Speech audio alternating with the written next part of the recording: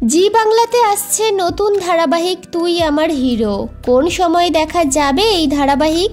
নিম ফুলের মধুর পর নতুন ধারাবাহিক নিয়ে ফিরছেন অভিনেতা রুবেল দাস। বিপরীতে থাকছেন অভিনেত্রী মোহনা মাইতি। তুই আমার হিরো ধারাবাহিকটি আগামী 10ই মার্চ থেকে শুরু হতে চলেছে। মোহনা মাইতি এবং রুবেল দাস অভিনীত এই ধারাবাহিকটি রোজ সন্ধ্যা 6টায় দেখতে পাবেন দর্শকরা। অর্থাৎ নিম ফুলের মধু ধারাবাহিক শেষ হলেও মন খারাপ করার দরকার নেই রুবেলের অনুরাগীদের, কারণ ওই একই স্লটে নতুন গল্প নিয়ে নতুন রূপে ধরা দেবেন নায়ক। এই প্রোমো প্রকাশ্যে আসতেই ভীষণ খুশি দর্শকরা। তবে কেউ কেউ বলেন, নিম ফুলের মধুকে খুব মিস করব, বিশেষ করে আমাদের সৃজন পর্ণা জুটিকে। এখানে মোহনার বদলে পল্লবীকে রাখলে ভালো হতো। এ ব্যাপারে আপনার কি মত? কমেন্ট করে জানান।